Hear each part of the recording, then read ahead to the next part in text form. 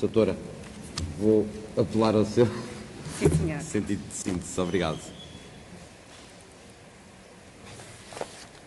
Antes de mais, queria agradecer pelo convite, sobretudo na pessoa da doutora Maria Perquilhas, que fez esta honra, que muito me honrou e que eu acho de facto que é um privilégio e, sobretudo, para uma plateia tão ilustre e com tantos advogados. Estou habituada a falar para 2 ou 3 e não para tantos, mas espero também não defraudar as...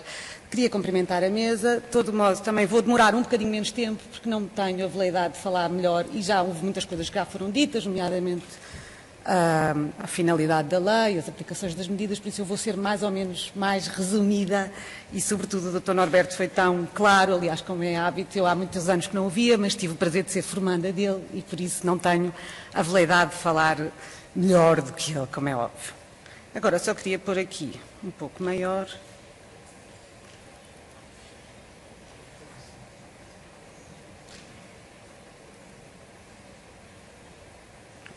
Como também já foi dito, de facto, em termos de diferenças entre a lei tutelar educativa e a lei penal, por um lado, e a lei de promoção, por outro, é de facto diferente, é diferente o âmbito de aplicação e os princípios que a regem. De todo modo, eu acho que há sempre uma interligação entre estas 3 leis que não podemos também esquecer, porque, no fundo, o limite está aqui entre...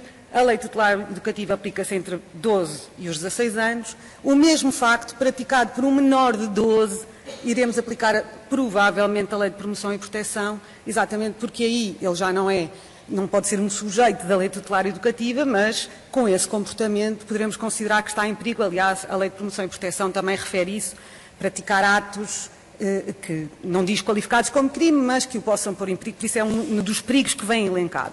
Depois é a lei penal, que pode ser o mesmo facto, mas aí já tem 16 anos e aí temos o regime especial para jovens, que também tem ali um regime especial para além do penal, mas por isso tem esta... Quanto aos pressupostos de aplicação, não vou repetir, é praticamente o mesmo slide do que o Dr. Norberto. A aplicação da medida, também com concretas necessidades do menor, de educação para o direito, de forma digna e responsável na vida em comunidade. Esta educação, que também, como o Dr. Norberto já disse, é uma coisa muito falada, parece um chavão, mas de facto que eu acho que é da maior importância termos isso em atenção, porque a educação para o menor, para uma vida integrada, de facto, é que ele interiorize os valores em sociedade, não é? Os valores jurídicos que ele de alguma forma violou, porque também a lei tutelar visa a proteção dos bens jurídicos. Claro que essa proteção dos bens jurídicos cede perante o interesse do menor, se ele não tiver necessidade de aplicação da medida, essa proteção dos bens jurídicos vai ceder, mas esta educação para a interiorização tem que se ter muita atenção e por isso é que eu acho que os relatórios vindos das diversas áreas, e entendo que esta é uma, como todas, aliás, relativamente às crianças, mas esta também, em que há vários intervenientes e várias entidades que trabalham com o menor e fazem relatórios para nós percebermos quais são as concretas necessidades daquele menor. Porque o menor que pratica um crime de ofensa, ou 2 menores que praticam um crime de ofensa, as necessidades de educação, ambos podem ter necessidade de educação para o direito, mas as necessidades são diferentes. Um porque está muito integrado num grupo de pares que são muito dedicados a este tipo de factos, outro porque não tem nenhum suporte familiar e não tem regra nenhuma, ou seja, todas estas necessidades, e por isso é que, de facto, temos que ver a concreta necessidade de educação para o direito. E, logo aí, está muito ligado à escolha da medida, não é?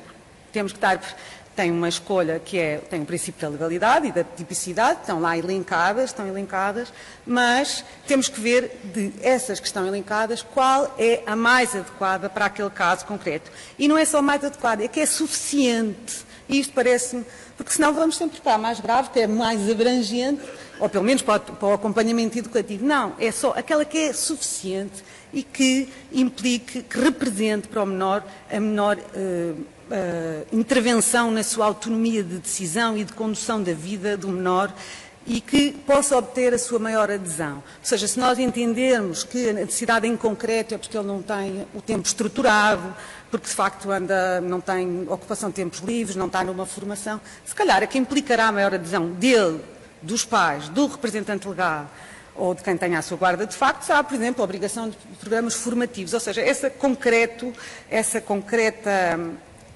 aferição de quais são de facto, pronto. Entretanto, eu pus aqui, mas acho que não vale a pena porque está na lei, estão elencadas na lei, medidas institucionais e medidas não institucionais e, obviamente, que para mim, estão elencadas de forma, ou seja, vão crescendo de gravidade e por isso nós temos que ver qual é que é suficiente à medida que vamos avançando na lei, ou pelo menos a mais adequada. Depois temos os tais regimes, a mais dura de todos. A duração, também aqui, a duração da medida terá a ver com a gravidade do facto e a concreta necessidade. As medidas, aquelas que têm um limite, porque, por exemplo, a reparação ao ofendido pode não ter um limite mínimo nem um limite máximo, que não esgota-se no momento, como a admoestação também se esgota no momento, mas, ou seja, a lei prevê isso, mas até a duração das medidas temos que ver em cada caso concreto, porque também, como disse o Dr. Norberto, às vezes, por exemplo, a duração de medida de internamento tem uma duração que eu acho que pode ser adequada e tudo que para além dessa duração adequada pode ser prejudicial ao menor.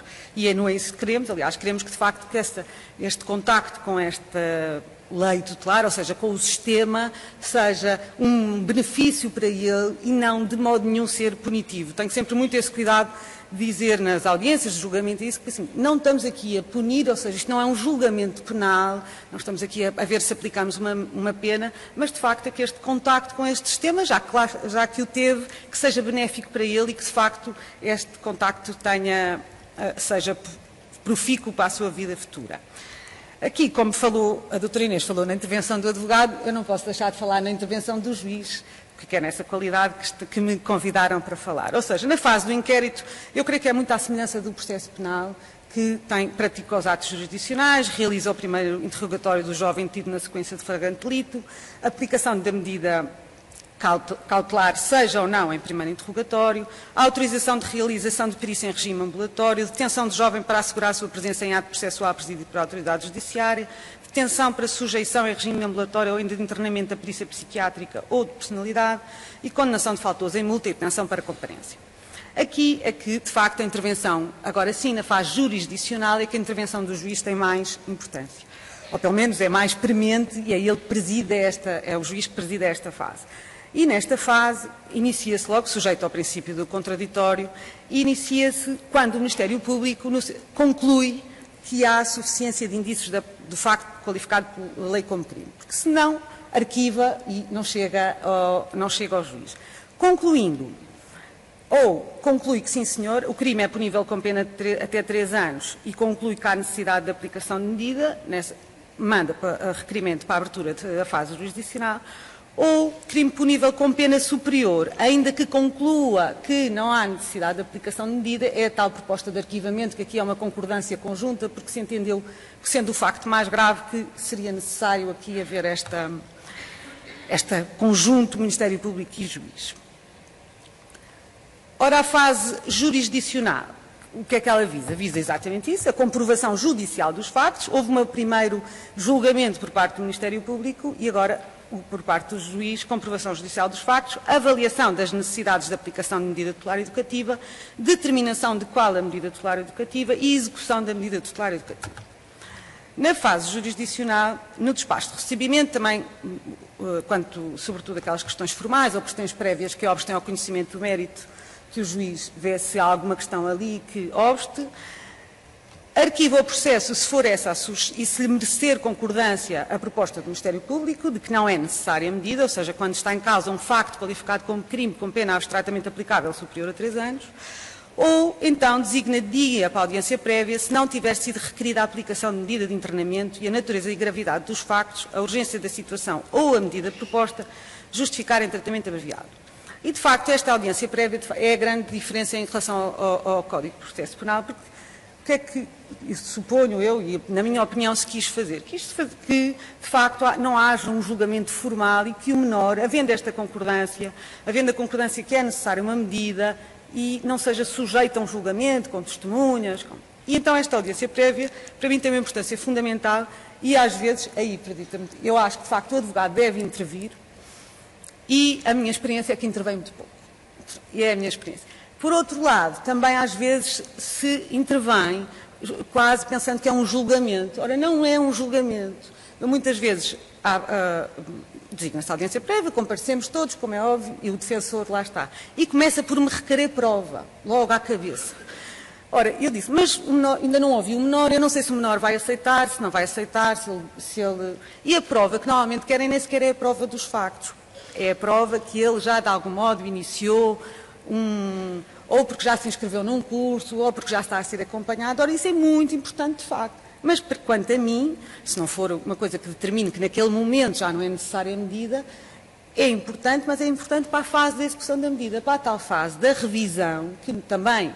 Eu não me lembro quase nunca de haver requerimentos de revisão de medida por parte do defensor. E aí sim é bom que se mostre essa parte, porque a fase da execução, ou seja, que ele já está integrado.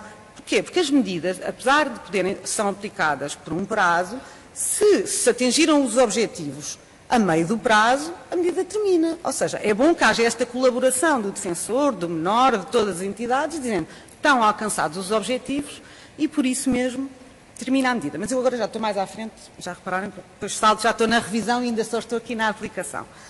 Ou seja, nesta audiência prévia, é precisamente isso que se inicia a audiência, perguntando ao menor, explicando primeiro o que é que ali estamos a fazer, com uma linguagem relativamente simples. Eu acho que estas audiências não devem ser muito formais, e perguntar-lhe se, de facto, sabe os factos que ali estão em causa, senão eles sabem os factos que estão ali em causa. Eles dizem, sim senhora, é verdade que aconteceu assim, e aceita essa medida. Ora, aceitando essa medida, o processo não é suspenso, o processo é homologado à proposta por sentença naquele momento, ou seja, fica aplicada aquela medida porque obteve o consenso de toda a gente.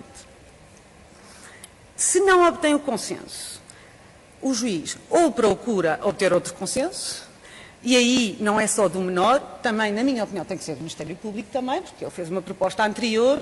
Se agora não se obtém consenso para aquela medida, tem que se obter um consenso geral de todos os intervenientes e aí aplica a medida que foi obtida. Caso contrário, caso não haja consenso para a aplicação de nenhuma medida, ou caso não seja o caso do consenso, mas pode ser o caso, o menor diz, não senhor, eu não pratiquei nada desses factos. Ou seja, não confessa aos factos, diz, eu não pratiquei, por isso não posso aceitar a medida, porque isso não é justo. Sim, senhor, então, o juiz ou decide se os elementos, se todo o processo já contiver todos os elementos, eu devo dizer que a maior parte das vezes não contém, porque está indicada a prova testemunhal, ou então determina o prosseguimento do processo.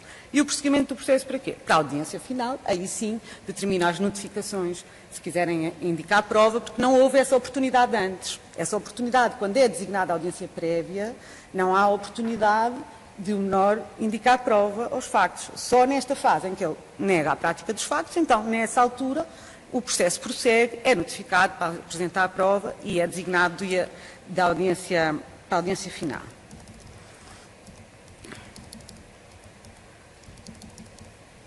Na audiência final, eu não vou alargar muito, porque eu acho que não tem grande especificidade, apenas que, de facto, é composta por um tribunal coletivo, ou seja, por um juiz becado e 2 juízes sociais, e não tem grande, ou seja, toda a disciplina é uma disciplina de um julgamento e, afinal, a decisão também tem a estrutura de uma decisão, ou seja, a identificação do menor, os factos considerou provados, não provados, a motivação, a fundamentação jurídica e aqui o raciocínio do juiz na fundamentação, qual é? Praticou-se os factos, eles enquadram um crime, é necessária a aplicação de uma medida ou não, porque pode eventualmente também nesta fase do julgamento dizer praticou estes factos, é certo, mas quando vai fazer o juízo de se é necessária uma medida, pode considerar que não é necessária medida nenhuma, então aí arquiva o processo. Concluindo que é necessária uma medida, que faz então a seguir, dentre as medidas disponíveis, qual é a mais adequada ao caso. Da mais adequada ao caso, vê o tempo de duração, que também como adequado e suficiente e às concretas necessidades. Isso eu acho muito importante, porque às vezes medidas muito longas, estamos a falar de jovens de 12 a 16 anos. Um ano para um jovem de 12 anos não é uma coisa que um ano para nós. Ou seja, um ano estar sujeito a uma intervenção na vida dele, por isso eu acho que é bom ponderar. Aliás, as medidas têm prazos muito mais curtos do que as penas, exatamente, porque de facto o tempo é um tempo diferente para os jovens do que para nós. Pronto, e nessa altura depois aplica e chegamos então, aplica a medida. Chegamos então à fase da execução das medidas. E de facto, como eu disse, acho que tem uma importância não desfazendo a importância anterior, obviamente, de ver qual é a medida adequada, e de facto acho que a execução da medida tem muita importância. E é aqui que muitas vezes se faz toda a diferença de como a medida é executada, qual a medida aplicada, de facto termos jovens que entenderam aquela intervenção e que lhes fez verdadeira diferença na vida delas. Eu já tive casos em que, de facto, quando apliquei a medida de internamento, por exemplo, que é que eles ficam sempre mais, até porque as outras é preciso explicar várias vezes o que é que elas querem dizer, mas em internamento eles têm sempre uma ideia, nem que seja pela semelhança da prisão. E já tive jovens que apliquei a medida de internamento e que saíram furiosos. Eu tive não lembro-me aqui, até foi em Lisboa, que era uma jovem, tinha uns 14, 15 anos e que inclusivamente já tinha um processo de promoção e proteção, estava institucionalizada e todos os crimes que ela estavam agora em causa tinham sido praticados até dentro da instituição. Era muito agressiva.